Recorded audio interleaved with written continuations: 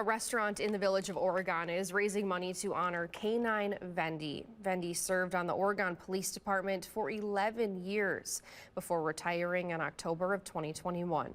She was the department's first K-9 and passed away in July. Now Ziggy's Barbecue and Ice Cream is holding a fundraiser with the goal of raising enough money to get a park bench honoring Vende in the Oregon Dog Park, plus a memorial tree. Now today there will be live music plus a silent auction, and 10% of food and ice cream sales are also being donated.